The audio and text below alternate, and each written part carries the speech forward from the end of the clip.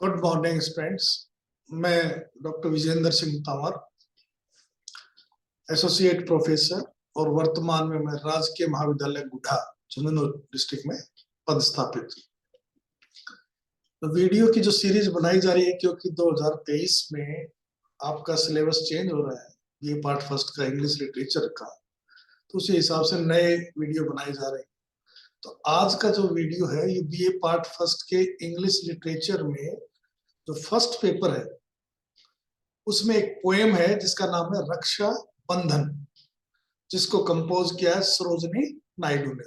उसके एक्सप्लेनेशन के बारे में हम थोड़ा डिस्कस करेंगे, जानने की कोशिश करेंगे कि कवित्री ने इस कविता के माध्यम से क्या मैसेज दिया है। तो सबसे पहले मैं आपको सरोजनी नायडू के बारे में बता दूं। सरोजनी नायडू, जैसा कि आप उसके नाम से भी जानते होंगे, इंडियन पोइटिस्ट, भारतीय कवित्री, और उस पीरियड में उसने उपलब्धियां हासिल की जब लड़कियों की एजुकेशन के बारे में बहुत सोचना भी बड़ा मुश्किल था। यानी कि जो उसका जीवन काल है वो 1879 से 1949 तक रहा, यानी कि 60 इयर्स कह सकते हो आप उसको, तक वो 70 इयर्स तक उसने अपना जीवन काल जिया। लेकिन उसने अपने जीवन में बहुत सी उपलब्धियां हासिल की। सबसे पहले उसका जन्म हैदराबाद में हुआ। उसके पिता बहुत ही विद्वान प्रोफेसर थे निजाम कॉलेज में, और जब ये 12 साल की उम्र में इसने 10वीं की मैट्रिकुलेशन एग्जामिनेशन पास किया और पूरे रेजिडेंसी में प्रथम स्थान किया, यानी गोल्ड मेडलिस्ट थी। 12 साल की उम्र में इसने कितनी इंटेलिजेंट रही होगी आप सोच सकते। उसके बाद, क्योंकि ये सरोजनी नायडू नायडू नहीं थी, ये चट्टोपाध्याय थी, यानी कि बंगाली ब्राह्मण परिवार में इसका जन्म हुआ था। लेकिन उसको एक गोविंद राजू नाम के लड़के से प्रेम हो गया। फिर उसके माँ बाप ने इसको लंदन भेजा या विदेश भेजा, पढ़कर आई, और उसके बाद उसे शादी हुई। इसके काफी बड़े बड़े जो इंग्लिश लिटरेचर के नाम है उस जमाने के, उनसे उनकी जान पहचान भी हुई। उसके बाद इंडिया में आने के बाद इसने कुछ किताबें लिखी, पोएम्स। कुल मिलाकर ऐसा कहा जाता है इसने 184 पोएम्स लिखी। इनको वॉल्यूम्स, खंड जिसको कह सकते हैं हम, उसमें छपी, जैसे द गोल्डन थ्रेशोल्ड 1905 में, द बर्ड ऑफ टाइम 1912 में, द ब्रोकन विंग 1917 में। ये 3 वॉल्यूम ऑफ पोएम्स उसके पब्लिश हुए। उसको राजनीति में महात्मा गांधी जी के संपर्क में आ गई, फिर राजनीति में काफी योगदान दिया, तो उसका जो कवियत्री वाला भाग था वो दब सा गया, राजनीति ज्यादा करने लगी। और उसने हमारे जो फ्रीडम स्ट्रगल रहा उसमें काफी योगदान दिया। आजादी मिलने के बाद महात्मा गांधी, इतना अच्छा, इतना मधुर बोलती थी कि महात्मा गांधी जी ने इनको भारत कोकिला का नाम भी दिया था। भारत कोकिला सरोजिनी नायडू को ही कहा जाता है। और इंडिपेंडेंस के बाद यूपी, जो आज यूपी है, उस वक्त यूनाइटेड प्रोविंस था इसका नाम, उसकी इसको गवर्नर बनाया गया। यानी राजनीति में भी इसकी काफी कद था। ये छोटे मोटे पॉलिटिशियन नहीं थी, काफी पावरफुल और इम्प्रेसिव और इफेक्टिव पॉलिटिशियन थी। और 1949 में इसकी डेथ हो गई। तो एक महान देशभक्त को सबने खो दिया, तो लाखों भारतीयों ने इसको बड़े दुख के साथ विदा किया, और करना ही पड़ता है क्योंकि मौत पर किसी का बस नहीं चलता। इसके वो तो राजनीतिक बातें हैं। अब हम बात करें जी कवियत्री के रूप में, तो ये ज्यादातर इंडियन थीम्स पर लिखते थे। भारतीय जो हमारे संस्कार हैं, हमारे त्योहार हैं, हमारे जो हीरोज हैं, इंडियन हीरोज हैं, उनके ऊपर इसने काफी कविताएं लिखी है। तो ये जो कविता है जिसका नाम रक्षाबंधन है, ये एक भारतीय त्योहार है। भारतीय के साथ साथ ये हिंदूज में तो विशेष रूप से मनाया ही जाता है। वैसे तो पूरे भारत के हर जाति के लोग मनाते हैं इसको, लेकिन हिंदू ज्यादा मनाते हैं। इस पोएम के माध्यम से कवित्री ने एक बैकग्राउंड बनाई है जिसमें राखी का त्योहार है। एक बहन अपने भाई के हाथ पर राखी बांधने वाली है, तो उस वक्त वो क्या बोल रही है अपने भाई को, वहां से ये पोएम शुरू होती है। तो the speaker of the poem is sister who is going to tie bracelet और you can say rakhi on the wrist of her brother, जो अपने बहन भाई की कलाई पर राखी बांधने जा रही है। तो वो बोलते हुए देखिए क्या कहती है beloved, who is beloved? With love she is addressing her brother, अपने भाई को करी I offer to you, वो अपने भाई को मैं आपको ये दे रही हूँ, क्या दे रही है, इन टेंडर, देखिए मीनिंग मैंने हर मुश्किल वर्ड में नहीं, इजी मीनिंग है, तो नीचे इसलिए लिखा था कि आप समझ सको इसको। Tender mean showing gentleness, kindness and affection, स्नेह प्रेम को दर्शाते हुए, मैंने प्रेम की भाषा में, भावों में भी प्रेम और शब्दों में भी प्रेम के साथ बोलते हुए उसने कहा I offer you in tender allegiance, allegiance का मीन्स लॉयल्टी, कमिटमेंट, वफादारी, एक दूसरे के साथ किया गया वायदा जो जिसमें वफादारी पूरी हो। एन्यू मतलब एक नए तरीके से, पॉजिटिव वे में, कि मैं आपको ये राखी बांधकर एक नए तरीके से अपने प्रेम को, स्नेह को दर्शा रही हूँ। और ये राखी किस चीज की बनी, bracelet, bracelet with ornament band, जो कि हाथ में बांधते हैं, कलाई पर बांधते हैं, और फ्लोस, फ्लोस होता है कच्चा रेशम, यानी कि जैसे rough silk, enveloping silk worms cocoon से जो बनता है वो। Let me twist, twist tie की सेंस में है, फॉर्म इनटू एक बैंड और कर ली, कि मैं इस ब्रेसलेट, इस राखी जो कि कच्चे रेशम के धागे से बनी हुई है, अपने प्रेम का प्रतीक है, उसको मुझे आपके कलाई पर बांधने दो। एंड वायलेट, तो violet is the colour, bluish purple colour, जो नीचे दिया हुआ वो भी है।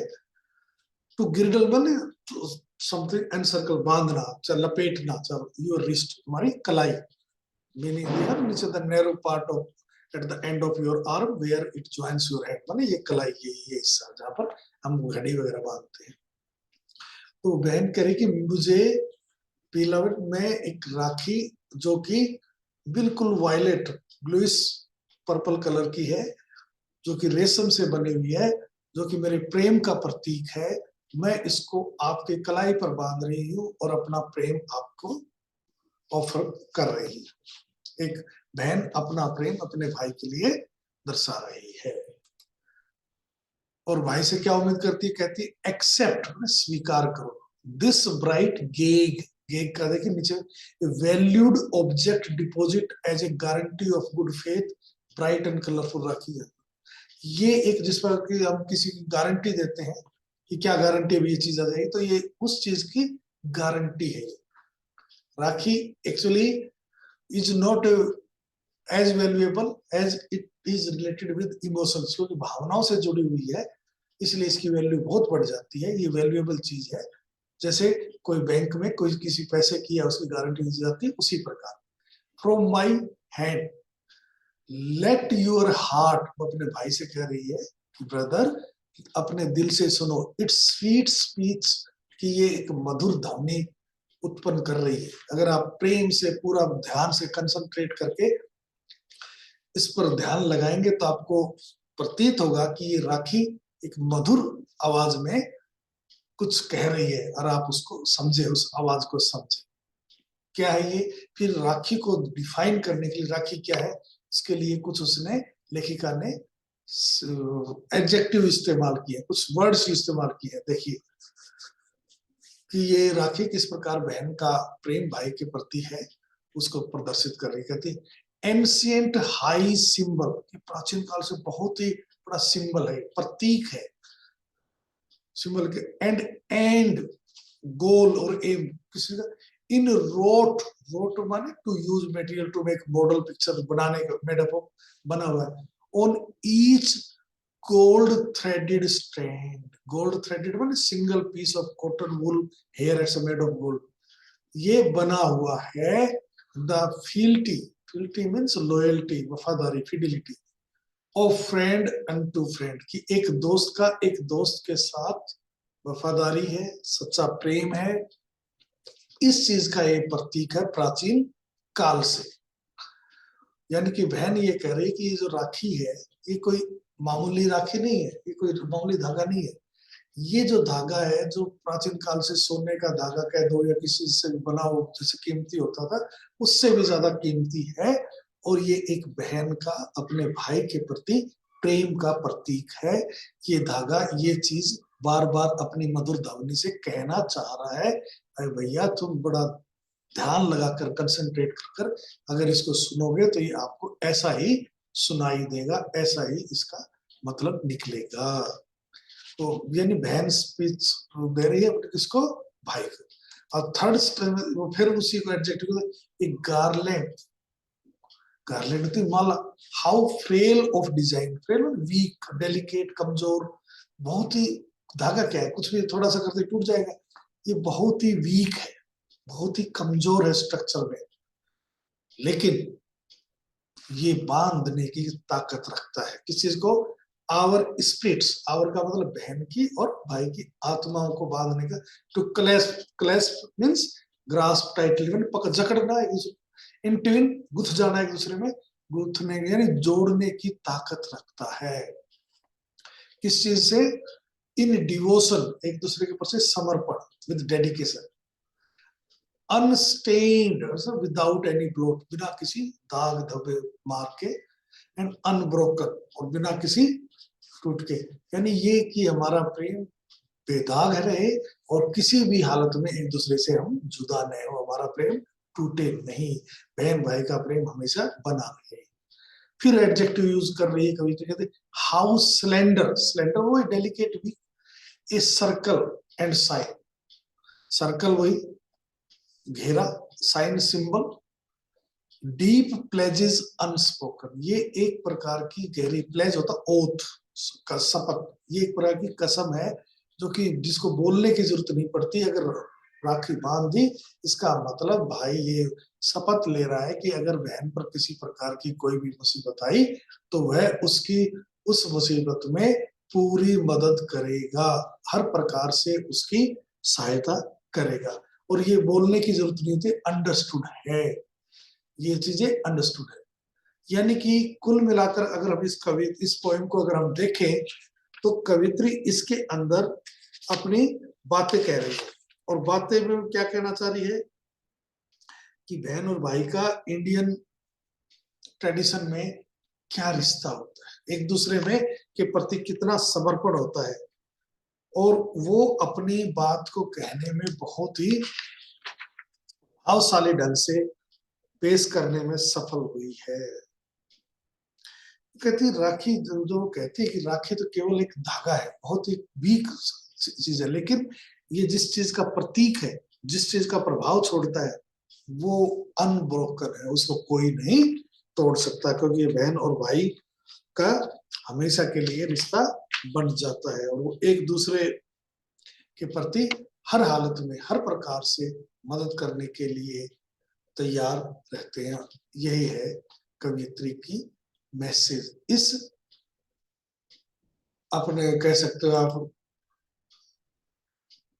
पोएम के माध्यम से बहन और भाई के प्रेम को दर्शाया है। खास करके बहन के दिल में क्या फीलिंग आती है जब वो राखी बांधती है भाई को, उसको इस पोएम के अंदर माध्यम से दर्शाया। धन्यवाद।